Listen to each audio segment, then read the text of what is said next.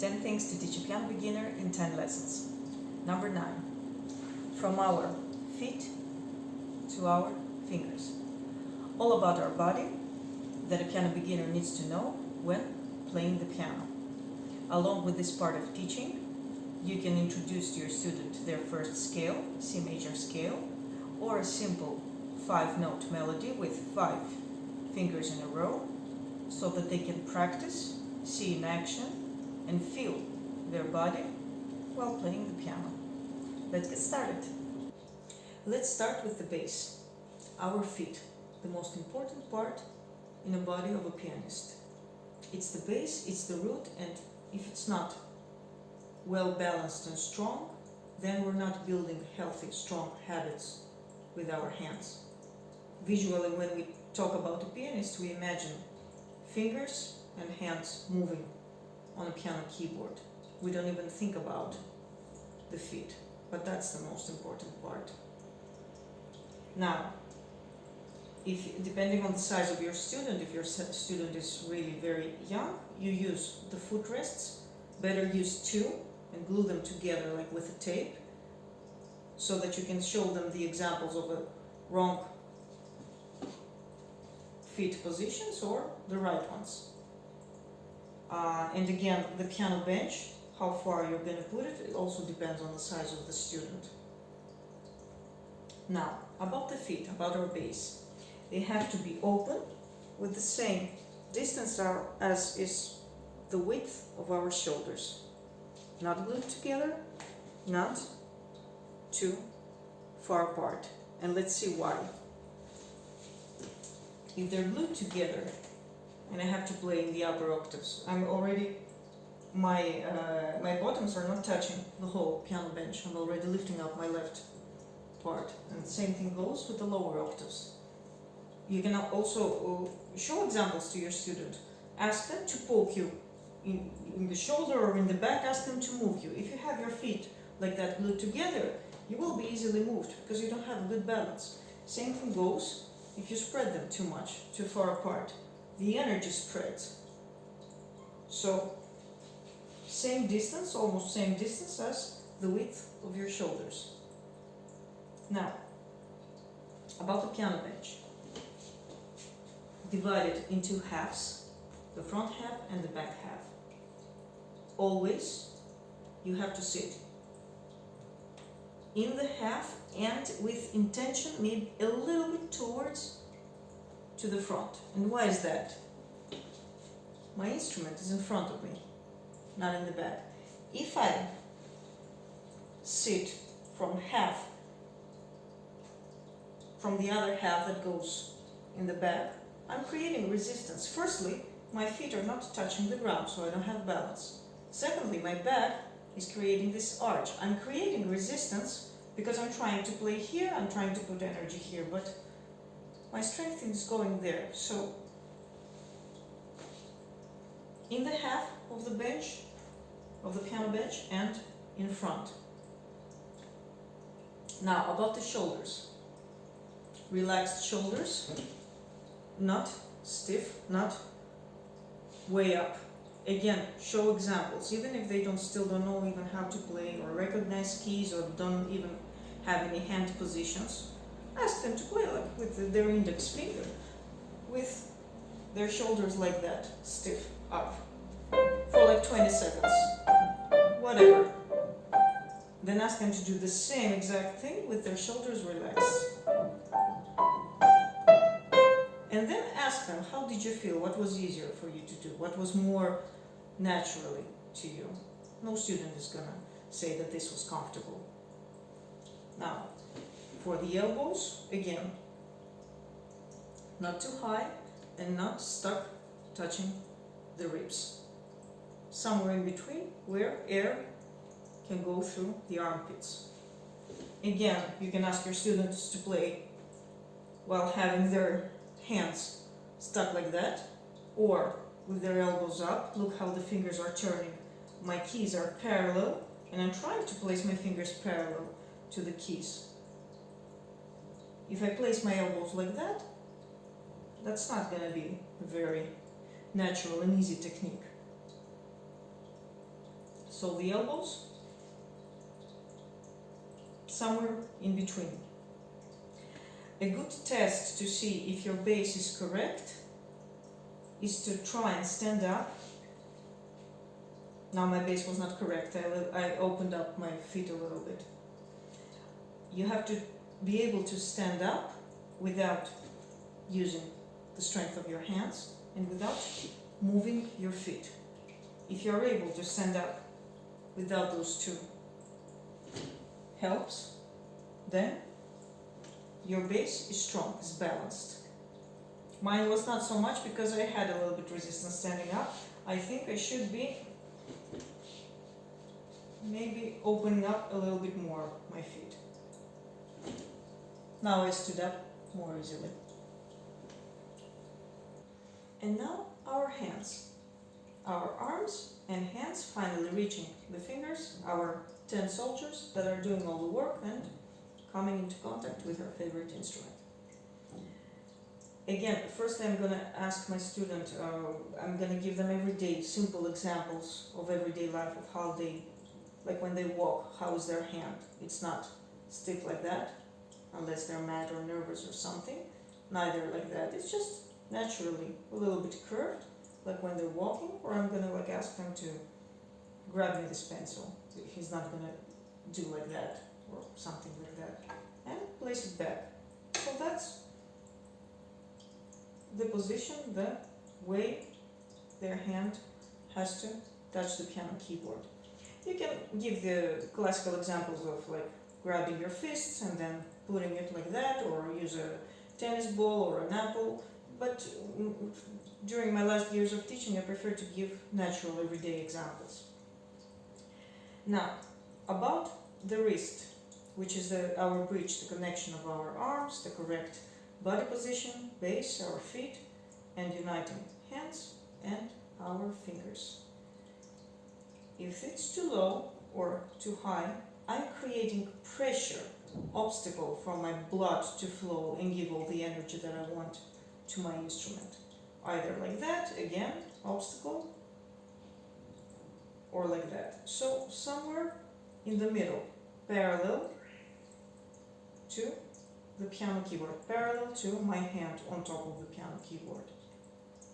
Now, about the fingers, the fingertips. I use the pencil and I draw exactly in the middle of the fingertips is where I want them to have contact with the piano keys. And I show them wrong examples so that they understand better what is the correct, the more appropriate one. Not too close to the fingernails, because this way the finger slips and falls down, and neither too far away from the center, because that way it lays down. But in the middle, so that I create this round position as if I have a bridge, and cars always have to be able to pass through this bridge, this tunnel. I like to give this example, especially with the scale, later on for the finger turns. And the most important part, again about the fingers, I'm also asking them to imagine as if they're playing with the bone of their fingers, as if there is no tissue or skin or muscle tissue or nerves, as if the bone is touching the keys. That way they have good quality and depth of the sound. I can approach this from the perspective of good quality sound, but this tutorial is about the body position. That's why I'm talking about our anatomy, and I'm giving this kind of examples for my students. So they are actually creating a good quality sound just from a different perspective. And the most important part, which I'm going to be mentioning very often in my tutorials, is the constant energy flow. Our body has to be present. I always have to have some kind of pressure, well, pressure is not exactly the correct word, energy, constant energy, life, in my hands and in my body when I play. And what is the example I give? I ask my students to give a little bit pressure, not too much strength, because my attention is now playing the piano keys, and I'm asking them to move my hand they're not going to be able to move it if I have this constant energy flow. But if I don't have it, I won't be able. Again, and other parts will be broken, like my wrists are gonna fall down. I'm like, and also the sound is changing.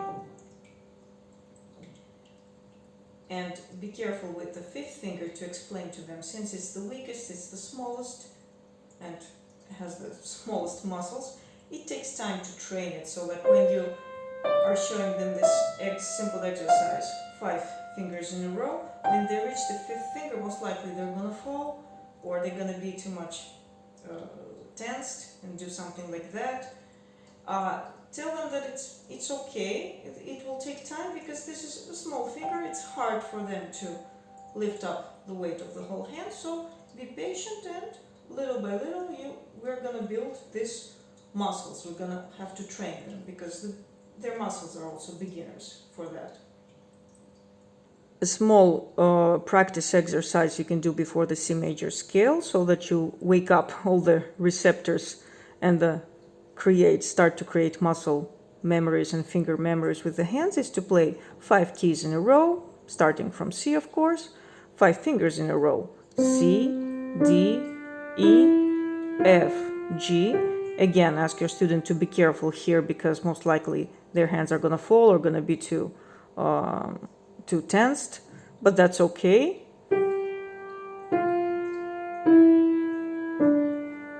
It's still the beginning, so the muscles have to be trained. Same thing with the left. The beginning is a little bit difficult, because we're starting with our weakest fifth finger, going up and going down. And now the C major scale. In short, what is a scale? It's a melody with a specific order of keys, with semitones, tones. This kind of details you can explain much later on. Starting from the same key and finishing on the same key, but with all keys in a specific order, not randomly.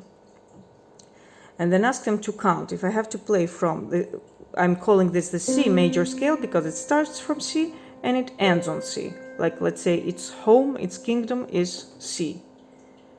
So ask your student how many keys they have to play. 1, 2, 3, 4, 5, 6, 7, 8. How many fingers I have? 5. So let's see how we can solve this. I'm starting with my first, second, third, and here on my third finger, again, imagine this as a tunnel, and my first finger as a car driving through the tunnel, to press the next key, and then play all the fingers in a row until I finish on my fifth finger. Like that, so that you see it from a different angle. My first finger has to pass through the tunnel, and after the third finger has played, take again its turn. So be careful, so that your hand is not too low, neither too high, just a regular curve. Again, first, second, third, turn, and all the fingers in a row. And how to go down? If I used 1, 2, 3, 1, 2, 3, 4, 5, exactly the opposite. 5, 4, 3, 2, 1. Now my fingers are finished. What will I do? I'm gonna go on top. How many keys do I have to finish my scale? 1, 2, 3. So which finger I'm gonna place? My third. 3, 2, 1. Same thing for the left, only, again, remind to your student that your fingers on both hands are placed oppositely. They're not like that. So if here you had this formula of 3 plus 5, 5, 3, here you're gonna have the opposite, 5, 3, 3, 5. Starting with the weakest finger, all our fingers are finished. How many keys do I have until I finish the scale? 3. So I'm gonna place my third finger. And going down, again a bridge is created, and after the third finger the car is passing through this bridge, through this tunnel, to play the next key and all the fingers in a row until I reach the fifth finger and the end of my scale.